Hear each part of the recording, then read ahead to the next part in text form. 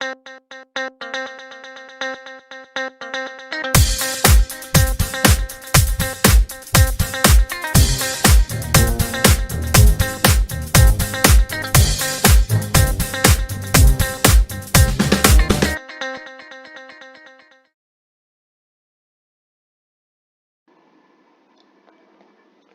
Right, तो MCQ solve करते हैं, लेकिन सॉल्व करने से पहले कुछ पॉइंट्स नोट कर लेते हैं। वो ये कि अब एमसीक्यूज 12 मार्क्स के होंगे, 12 एमसीक्यूज आएंगे, 12 मार्क्स के होंगे। पहले 15 के हुआ करते थे 2021, और आने वाले सालों में 12 मार्क्स के हुआ करेंगे।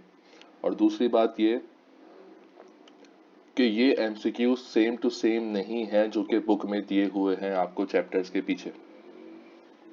तो चैप्टर के पीछे जो एमसीक्यूज दिए हुए हैं 2000 फॉर प्रैक्टिस, लेकिन बुक में से कहीं से भी एमसीक्यूज आ सकते हैं। तो आपके पास प्रॉपर नॉलेज होनी चाहिए, प्रॉपरली आपने चैप्टर्स को सही से पढ़ा हुआ हो, तो ही आप एमसीक्यू सारे के सारे सॉल्व कर पाएंगे। टाइम ड्यूरेशन 30 मिनट्स है। पहले भी 30 मिनट्स हुआ करती थी जब 15 हुआ करते थे, अब भी 30 मिनट्स ही है। तो भाई क्या 30 मिनट्स बाद क्या होगा? तो बेटा होता ये है कि ये पेपर आपको शुरू में मिलता है और 30 मिनट बाद आपसे ले लिया जाता है। यानी कि 30 मिनट पहले, 30 मिनट के बाद फिर आप एमसीक्यू सॉल्व नहीं कर सकते। और दूसरी बात इस हवाले से ये कि एमसीक्यूज के डिफरेंट कोड्स होते हैं, कोड ए, कोड बी और कोड सी। यानी कि आपको, अगर आपकी क्लास में 20 बच्चे बैठ के पेपर कर रहे हैं, तो या चलिए 18 कर लेते हैं, तो 6 बच्चों के पास कोड ए के आए हुए होंगे, 6 के बाद कोड 6 के पास कोड बी के आए हुए होंगे, और बाकी 6 के पास कोड सी के आए हुए होंगे। ऐसा क्यों करते हैं ये इसमें? ताकि चीटिंग का चांस कम से कम रहे। और इन कोड्स में क्या फ़र्क होता है? कोड्स में फ़र्क ये होता है कि एमसीक्यूज तो डिफरेंट नहीं होते, लेकिन उनका सीक्वेंस आगे पीछे हुआ हुआ होता है। यानी कि जो कोड ए के अंदर पहला है, वो मुमकिन है कि कोड बी के अंदर 5वां हो या छठा हो, और कोड सी के अंदर 7वां या 8वां हो। सब आगे पीछे शफल हुए हुए होते हैं। ठीक है, तो स्टार्ट करते हैं भाई। पहला एमसीक्यूज है, a person who uses different programming languages to develop a program is called software engineer, web designer, database administrator या ग्राफिक डिजाइनर। यानी कि वो बंदा जो कि प्रोग्रामिंग लैंग्वेजेस को यूज करके करके प्रोग्राम बनाता है, उसे क्या कहते हैं? तो इसको सॉल्व करने का तो हिंट ये है कि आपको ये पता होना चाहिए पहले कि प्रोग्राम किसे कहते हैं। तो बेटा प्रोग्राम तो सॉफ्टवेयर का ही दूसरा नाम है। Software is a collection of program. तो यहीं से आपको हिंट मिल गया कि भाई प्रोग्राम बनाने वाले को या सॉफ्टवेयर बनाने वाले को सॉफ्टवेयर इंजीनियर ही कहा जाएगा। और ये चैप्टर नंबर 1 से है। चैप्टर नंबर 1 में जब हम देखते हैं कि फील्ड्स ऑफ कंप्यूटर साइंस की बात होती है, तो इस तरह के सेंटेंसेस हमें वहाँ मिलते हैं। तो आंसर तो इसका सॉफ्टवेयर इंजीनियर हो गया। अब पहले को सॉल्व तो कर दिया है हमने, अब साथ साथ इसके बाकी 3 ऑप्शंस को भी देख लेते हैं, क्योंकि हमें पता है कि सेम टू सेम ये आते नहीं हैं, तो थोड़ा डिफरेंट होकर ही आएंगे। तो हो सकता है कि आपके पास पेपर में कोई ऐसा एमसीक्यूज आ जाए जिसका आंसर वेब डिजाइनर हो या डेटाबेस एडमिनिस्ट्रेटर हो। तो उनकी डेफिनेशंस को भी थोड़ा सा समझ लेते हैं। तो वेब डिजाइनर कौन होता है भाई? वेब डिजाइनर वो बंदा होता है जो कि वेबसाइट्स को डिजाइन करता है। ओके, जो वेबसाइट्स हम खोलते हैं वेब ब्राउजर्स के अंदर, www.facebook.com, google.com, youtube.com। ओके, तो उसमें उसका स्ट्रक्चर कैसा है, फलाना वेबसाइट पे ऑप्शंस, कौन से ऑप्शंस लेफ्ट साइड पे हैं, कौन से राइट साइड पे हैं, ये सब चीज़ें जो देखता है, उनको इंटरेक्टिव बनाता है, वो बंदा कहलाता है वेब डिज़ाइनर। फिर हमारे पास आता है ऑप्शन डेटाबेस एडमिनिस्ट्रेटर का, कि टॉप डेटाबेस एडमिनिस्ट्रेटर कौन होता है? तो भाई डेटाबेस जो है वो एक soft DBMS, basically database management software, ये सॉफ्टवेयर्स की एक टाइप होती है जिनके ज़रिए हम डेटा को सेव करते हैं, डेटा को ऑर्गेनाइज करते हैं अपने कंप्यूटर्स के अंदर। ओके, तो ये इस पूरे डेटाबेस को डेवलप करने के लिए हमारे पास एक बंदा होता है जिसे हम डेटाबेस एडमिनिस्ट्रेटर कहते हैं. Okay, a database administrator is the person who works with the DBMS, database management software. और ग्राफिक डिजाइनर कौन होता है भाई? ग्राफिक डिजाइनर वो होता है जो कि ग्राफिक्स डिजाइन करता है. यानी कि जिस तरह आप फेसबुक वगैरह पे पोस्ट वगैरह देखते हैं, पिक्चर्स होती हैं, तो वो पिक्चर्स कैसे बनी, तो वो सब और सारे काम ग्राफिक डिजाइनर्स देखते हैं. नंबर 2 है हमारे पास analogue and digital computer gave birth to the computer. अच्छा, यहाँ पे देखें, हर एमसीक्यूज में तकरीबन बोर्ड वालों ने बहुत सारी ग्रामेटिकल मिस्टेक्स की हैं, तो ये अच्छे सेंटेंसेस में नहीं लिखे हुए हैं एमसीक्यूज आपके. खैर, तो यहाँ पे दे आर सेइंग के एनालॉग और digital computer gave birth to the computer dash. तो मुझे जो यहाँ से बात समझ में आ रही है वो ये आ रही है कि ये कहना चाह रहे हैं कि कौन सा कंप्यूटर एनालॉग और कंप्यूटर से मिलके, एनालॉग और डिजिटल से मिलके बनता है. So according to the concepts वो हाइब्रिड कंप्यूटर है. Analog computers are calculate measuring devices. Analog computers, ये थोड़ा सा आपको मैं खुलासा दे रहा हूँ, समझा रहा हूँ. Analog computers are continuous comma measuring devices, जबकि डिजिटल कंप्यूटर जो है वो कैलकुलेटिंग डिवाइसेस हैं, डिस्क्रीट डिवाइसेस हैं. ओके, और इन दोनों के कॉम्बिनेशन से मिलके बनता है हमारा हाइब्रिड कंप्यूटर. और हाइब्रिड की एग्जांपल है जो पेट्रोल पंप्स पे पेट्रोल भरने की मशीन होती है. Now what are main frame, micro and mini, ये टाइप्स ऑफ कंप्यूटर्स हैं तीनों according to their size. Main frame हम बहुत बड़े कंप्यूटर्स को बोलते हैं जिनके अंदर मेमोरी भी ज़्यादा होती है और प्रोसेसिंग कैपेबिलिटी, जिनका सीपीयू भी बहुत पावरफुल होता है. जबकि मिनी कंप्यूटर जो है वो मेन फ्रेम से थोड़ा सा कम होता है, उसमें स्टोरेज कैपेसिटी भी कम होती है और प्रोसेसिंग पावर भी थोड़ी सी कम होती है मेन फ्रेम से. फिर माइक्रो मिनी से भी और कम प्रोसेसिंग पावर और स्टोरेज. हम जो कंप्यूटर इस्तेमाल करते हैं वो माइक्रो हैं. जो हम कंप्यूटर इस्तेमाल कर रहे हैं अपनी डेली लाइफ के अंदर in the form of smartphones, हमारे लैपटॉप्स, हमारे पीसीज, कंप्यूटर्स, ये सब माइक्रो में आते हैं. तीसरे पे बढ़ते हैं भाई. सो सेकंड का आंसर बना hybrid computer. The devices which are used as a means of communication in computer systems. यानी कि वो डिवाइसेस जो कि कम्युनिकेशन का जरिया बने कंप्यूटर सिस्टम्स के अंदर, जिनके जरिए से एक कंप्यूटर दूसरे कंप्यूटर से कम्युनिकेट कर सके, वो कौन सा है. अब अगेन ये एम्बिगुअस है. यहाँ पे सेंटेंस स्ट्रक्चर ऐसा है कि यहाँ पे मुझे दो ऑप्शन सही लग रहे हैं. एक मुझे बसेस सही लग रहा है और एक मुझे मोडेम सही लग रहा है.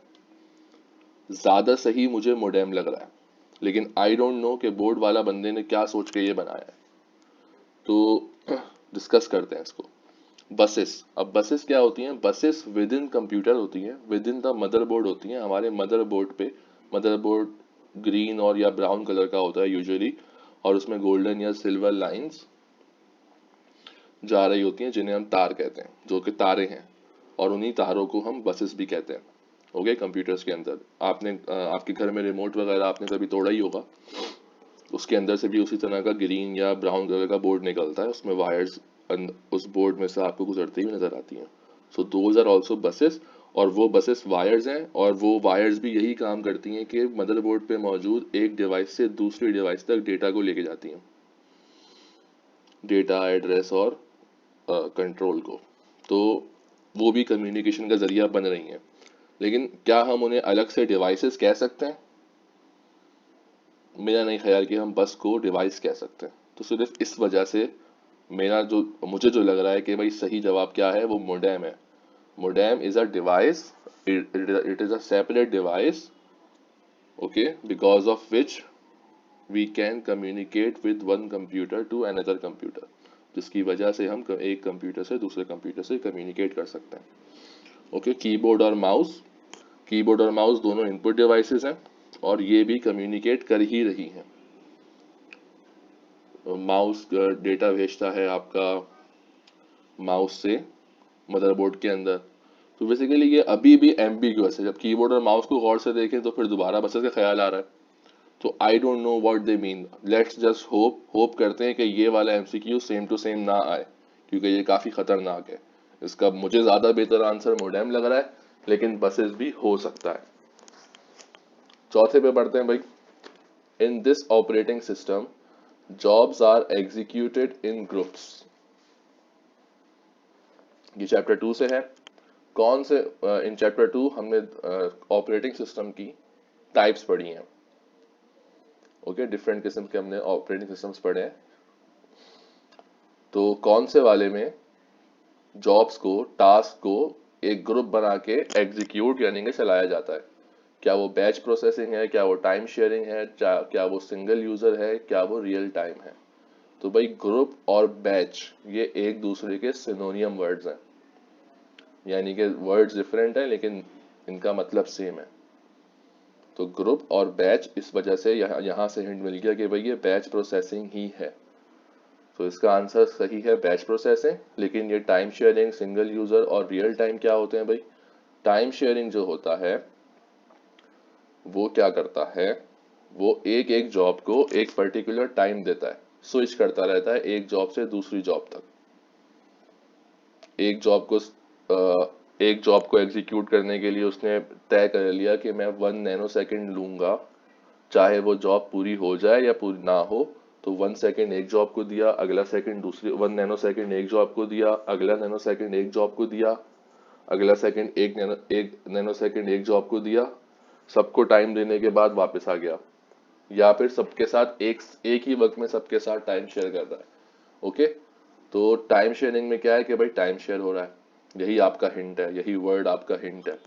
जब इसका एमसीक्यूज आएगा तो आप समझ जाएंगे खुद ही कि भाई टाइम शेयरिंग कौन सा है। Then you have single user. Single user means कि ऐसा ऑपरेटिंग सिस्टम जो कि एक वक्त में एक ही बंदे को इस्तेमाल करने की सलाहियत देता हो, not more than 1 people can use.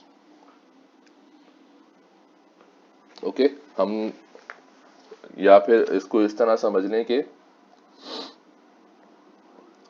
एक कंप्यूटर एक ही बंदे के लिए है, लेकिन हमारे जो कंप्यूटर्स हैं आजकल के वो मल्टी यूजर्स हैं। क्यों? क्योंकि अगर आपके घर में कंप्यूटर है और आप 3-4 बहन भाई हैं, इस मिसाल से बात को समझें, तो उस कंप्यूटर में आप अलग अलग यूजर बना सकते हैं। एक का नाम अली है, एक का नाम अहमद है, एक का नाम आयशा है, एक का नाम कुछ और है। ओके, तो जब भी आप कंप्यूटर खोलेंगे तो वो आपसे पूछेगा कि भाई आप अली हो, आयशा हो, कौन हो। आप अपना पासवर्ड डालें तो आपके सॉफ्टवेयर्स, आपका डेटा सब कुछ अलग होगा और वो बाकी लोगों से छुपा हुआ होगा। तो इस तरह के ऑपरेटिंग सिस्टम को बोलते हैं सिंगल यूजर, ओ मल्टी यूजर। हमारे आजकल के मल्टी यूजर है, लेकिन सिंगल यूजर वो जिसमें ये वाला फीचर ना हो। और रियल टाइम क्या होता है भाई? रियल टाइम ऑपरेटिंग सिस्टम वो होता है जो कि जिसके पास जिस वक्त जो भी काम आया करने के लिए उसने फौरन से वो काम किया और बाकी सारे काम छोड़ दिए, वो फटाफट वो वाला काम करता है पहले।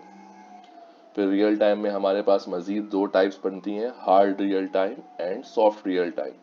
उन्हें हम बाद में पढ़ेंगे या देखेंगे, अगर वो उनसे उनके मुतालिक कुछ आता है तो। फिर एमसीक्यूज नंबर 5 है, this function is used to rearrange data according to specific criteria, filtering, sorting, organizing या ग्रुपिंग। अब ये एमसीक्यू चैप्टर नंबर 3 में से आया है। चैप्टर 3 में हमने पढ़ा है एमएस एक्सेल और एमएस वर्ड, तो ये इसका ताल्लुक एमएस एक्सेल से है। अब एमएस एक्सेल में ऑर्गेनाइजिंग और ग्रुपिंग के नाम से कोई फीचर नहीं है, या तो फिल्टरिंग का फीचर है एमएस एक्सेल में या सॉर्टिंग का ऑप्शन होता है। ओके, तो यहाँ किसकी बात हो रही है? रीअरेंज करने की बात हो रही है। तो रीअरेंज का मतलब सीक्वेंस में करना किसी क्राइटेरिया के मुताबिक, और ये है सॉर्टिंग इसका सही आंसर। अब सॉर्टिंग क्या होती है कि भाई जैसे आपने इसकी मिसाल समझ रहे हैं आप, जैसे आपके स्कूल में आपके टीचर आपकी अटेंडेंस लेते होंगे, तो हमेशा क्या होता है कि उस बच्चे का नाम पहले आता है जिसका नाम ए से स्टार्ट हो रहा होता है, फिर उसके बाद B C D E F, इस तरह से नाम आते हैं बच्चों के, और जेड वाले बच्चे का नाम, वो बच्चा जिसका नाम जेड से आता है, वो हमेशा एंड में आता है। तो इसको हम क्या बोलते हैं कि भाई बच्चे के नाम जो है वो असेंडिंग ऑर्डर में अरेंज हुए हुए, यानी कि ए पहले फिर जेड वाले बाद में आ रहे हैं। और अगर जेड वाला पहले आया और उल्टा चल रहा हो सब ए तक, तो वो डिसेंडिंग कहलाएगा। तो ये हुआ हुआ है अरेंज, डेटा अरेंज हुआ हुआ है। So the option is sorting. अब फिल्टरिंग समझ लेंगे। फिल्टरिंग क्या होता है? फिल्टरिंग होता है कि कुछ चीजें शो होना और कुछ चीजें शो ना होना, वो भी क्राइटेरिया के हिसाब से ही होता है, किसी खास कंडीशन हम देते हैं उसी हिसाब से होता है, लेकिन काम डिफरेंट है। जब हम फिल्टर करना होता है तो हम बोलते हैं भाई फॉर एग्जांपल मुझे सिर्फ उन बच्चों का नाम दिखाया जाए जिन्होंने फीस नहीं भरी है। तो क्लास में अगर 30 बच्चे हैं, 30 में से 5 ने फीस नहीं भरी, मैंने कोई क्राइटेरिया सेट किया कि फीस के ऑप्शन में नॉट पेड लिखा हुआ हो, तो सिर्फ वही 5 बच्चों का नाम मुझे दिखाई देगा और बाकी 25 बच्चों का नाम छुप जाएगा। तो दैट इज फिल्टरिंग, फिल्टर कर देना, जिस तरह हम पानी को फिल्टर करते हैं, गंदगी हटा देते हैं। खैर, तो इसका ऑप्शन था सॉर्टिंग। नाउ छठा एमसीक्यू है, the collection of raw facts and figure is called, the answer is data. Okay, ये चैप्टर 1 में भी पढ़ा होगा आपने, ये चैप्टर नंबर 4 में भी है, ठीक है, और ये चैप्टर 7 में का भी है ये topic. So data is a collection of raw facts and figures like numbers जिनका कोई मतलब नहीं है। जैसे फॉर एग्जांपल मैं बोलूँ एक नाम अली, नाउ एक ये नाम है, ये एक सही बात है, अली, ठीक है ना, एक वर्ड बन रहा है लेटर से। अगर मैं बोलूँ AIL, अब ये तो कोई वर्ड नहीं है ना, तो ये डेटा नहीं है, लेकिन बल्कि डेटा क्या है, फैक्ट्स और फिगर्स, नंबर्स और फैक्ट्स। अली एक नाम होता है इंसान का, तो ये डेटा है, ठीक है। रॉ, रॉ मीन्स अनप्रोसेस्ड, और जब ये प्रोसेस्ड हो जाता है जिसको देख के हमें कोई मतलब समझ में आता है, ठीक है, तो वो कहलाती है फिर इंफॉर्मेशन। तो डेटा और इंफॉर्मेशन एक दूसरे के ऑपोजिट है। डेटा वो चीज़ है जो कि हम इनपुट पे देते हैं, फिर वो कंप्यूटर से प्रोसेस होता है, उसमें कोई मतलब, उसका कोई मतलब बनता है, फिर उसके बाद उसको हम कहना शुरू कर देते हैं इंफॉर्मेशन, जो कि हमें आउटपुट पे मिलता है, ठीक है। तो बोथ ऑफ देम तो नहीं है सही ऑप्शन, नन भी नहीं है, इंफॉर्मेशन भी नहीं है, बल्कि डेटा सही ऑप्शन है, collection of raw facts and figures. सातवां एमसीक्यूज है, physical and logical addresses are, ये एड्रेसर लिखा हुआ है। जो फिजिकल और लॉजिकल एड्रेसेस होते हैं, अब ये चैप्टर 4 से ताल्लुक है इसका। कोई भी डिवाइस जो कि नेटवर्क पे मौजूद होती है, उसके दो एड्रेस होते हैं। एक फिजिकल एड्रेस होता है, यानी कि उसकी समझ लें आप मोडेम का एड्रेस। मोडेम का एक नाम होता है, जब कंपनी उसको बनाती है ना, तो हर मोडेम का एक डिफरेंट नाम होता है, वो कहलाता है फिजिकल एड्रेस। ये वाला नाम आपने देखा होगा, कब देखा होगा, अगर आपने कभी अपने मोबाइल को किसी ब्लूटूथ से कनेक्ट करने की कोशिश की है या किसी और डिवाइस को, तो वहाँ पे एक 16 डिजिट का नंबर सा लिखा हुआ आ रहा होता है, बीच में कॉलन होता है, उसमें अल्फ़ाबेट्स भी होता है, नंबर्स भी होते हैं, वो मैक एड्रेस कहलाता है। उसको हम फिजिकल एड्रेस भी कहते हैं, और ये उसी की बात हो रही है, फिजिकल एड्रेस और लॉजिकल एड्रेस। लॉजिकल एड्रेस से हमारा मतलब है आईपी एड्रेस। जब हम किसी नेटवर्क से कनेक्ट होते हैं, तो जिस डिवाइस के ज़रिए हम कनेक्ट होते हैं, राउटर या स्विच, वो स्विच हमें एक आईपी एड्रेस देता है, ठीक है, कि अगर उसके और वो लॉजिकल एड्रेस कहलाता है। जब हम नेटवर्क से हट जाते हैं तो वो हम गया हमारा। लेकिन फिजिकल और लॉजिकल एड्रेसेस में फिजिकल एड्रेस परमानेंट है, लॉजिकल एड्रेस परमानेंट नहीं होता। लॉजिकल एड्रेस टेम्पररी है, जब तक हम नेटवर्क से कनेक्ट होते हैं हमारे पास एक लॉजिकल एड्रेस होता है, हम किसी और नेटवर्क से कनेक्ट होंगे वो हमें डिफरेंट लॉजिकल एड्रेस देगा। खैर, तो ऑप्शंस क्या है हमारे, डिफरेंट, यूनिक, परमानेंट, टेम्पररी।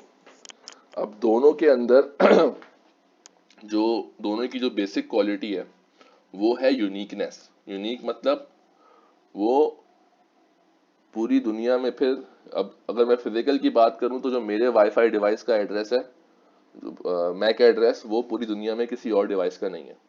और लॉजिकल के हवाले से बात करूं तो एक नेटवर्क पर जो मेरे कंप्यूटर को एड्रेस मिला है वो किसी और कंप्यूटर के पास नहीं है। तो दोनों की जो बेसिक क्वालिटी है वो यूनिकनेस है, जो दोनों में कॉमन है। ओके, तो इसका सही जवाब है unique. Qs number 8, the number of bits used in IPv4 address. IPv4 means IP version address 4। Okay, तो ये 4 पार्ट्स में होता है, इसलिए इसको 4 कहते हैं। आजकल 6 पार्ट्स वाले भी आते हैं, तो उसको IP वर्जन 6 कहते हैं। ओके, तो वो कितनी बिट्स को यूज करके बनता है, ये पूछ रहे हैं आपसे। ओके, तो IP वर्जन 4 4 बाइट का एड्रेस होता है। ओके, तो 4 बाइट, एक बाइट में 8 बिट्स होती हैं, तो 4 बाइट में कितनी बिट्स होंगी भाई, 8 4 जा 32 बिट्स। तो सही आंसर है इसका 32। Okay, IP version 4 has 32 bits. MCQs number 9, software are mostly protected under parents, ये तो स्पेलिंग मिस्टेक है, पेटेंट्स होना चाहिए, कॉपीराइट्स, ट्रेडमार्क्स या लोगोज। ओके, तो सॉफ्टवेयर को कैसे प्रोटेक्ट करना है, कैसे प्रोटेक्ट हुए हुए होते हैं अक्सर। पहली बात ये कि सॉफ्टवेयर को प्रोटेक्ट किससे कर रहे हैं।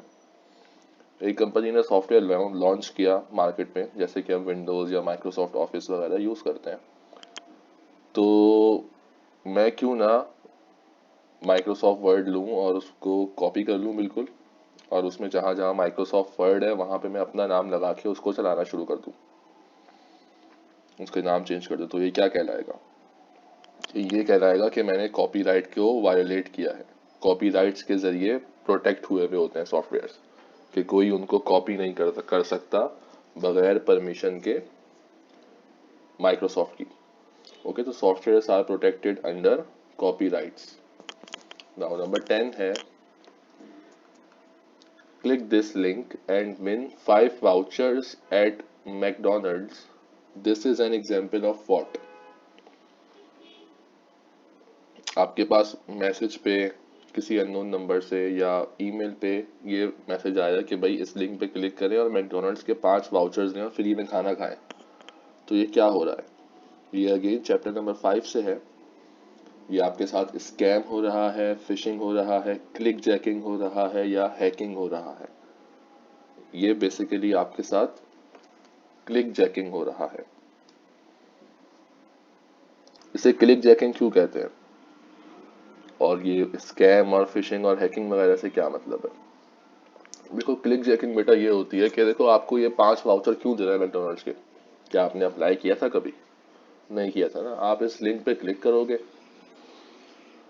क्लिक करने से कोई और वेबसाइट खुल जाएगी, और उस वेबसाइट पर जाओगे तो आपको एड्स देखने को मिलेंगे बहुत सारे, और इस तरह से जिसने वो ये बनाया था उसको व्यू मिल गया, और उसको एड्स दिखाने के थोड़े बहुत पैसे बन जाएंगे, और भी वजूहत हो सकती हैं एड्स दिखाने के अलावा।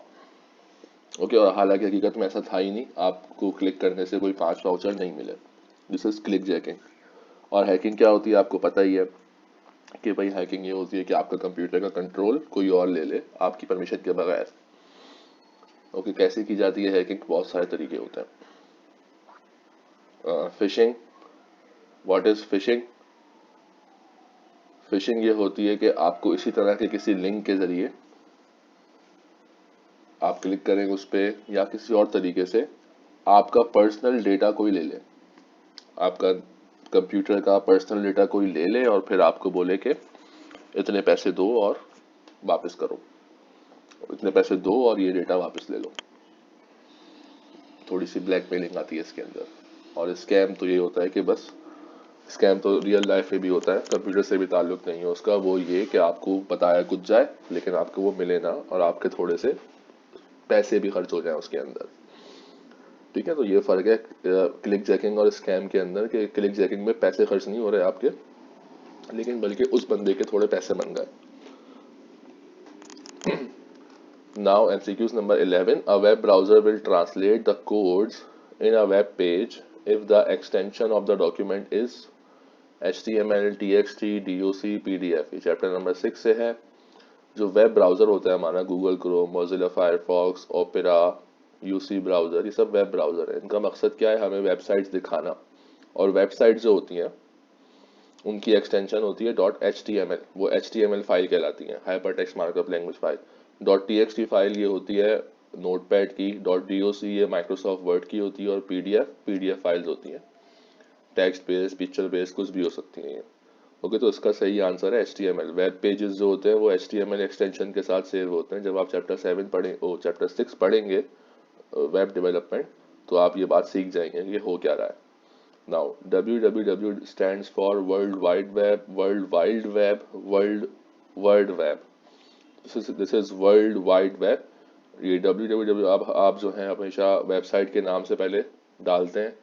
आपको खोलना है youtube.com, तो पूरा एड्रेस क्या बनता है, www.youtube.com। ओके, तो ये थे हमारे 12 MCQs जो कि सॉल्व आपके सामने मैंने पेश कर दिए। अब ये तो यहाँ पर हो गए। अब इस वीडियो की डिस्क्रिप्शन के अंदर मैंने एक लिंक डाला है। उस लिंक में ये तमाम जो यहाँ पे स्पेलिंग मिस्टेक्स वगैरह हैं और तमाम करेक्ट ऑप्शंस, उस लिंक पर क्लिक करेंगे तो आप एक वेबसाइट पे जाएंगे और फिर वहाँ पे आपको ये एमसीक्यूज पूरे सॉल्व हुए हुए मिलेंगे। ओके, तो वो आपको कॉपी करने हो या याद करने हो तो आप उससे देख के डायरेक्ट देख सकते हैं। ठीक है बेटा, तो अभी हमने मॉडल पेपर्स के ये एमसीक्यूज निपटा लिए। अब इंशाल्लाह अगली वीडियो के अंदर हम सेक्शन बी और फिर सेक्शन सी सॉल्व किया करेंगे। अब एमसीक्यूज तो मैंने सारे एक साथ ही करवा दिए 12। अब कोशिश मैं ये करूंगा कि सवाल जवाब की हर सवाल की एक अलग वीडियो बनाऊं। हर सवाल के उस पे आपको सिर्फ यूट्यूब पे आप टाइप करें वो सवाल, जो सवाल का जवाब चाहिए आपको, और फिर आपको सबसे पहले ताकि वही वीडियो नजर आए। ठीक है ना, तो कोशिश करूंगा कि हर सवाल की अलग वीडियो बनाऊं। एमसीक्यूज तो एक साथ सॉल्व कर दिए हैं मैंने। ओके।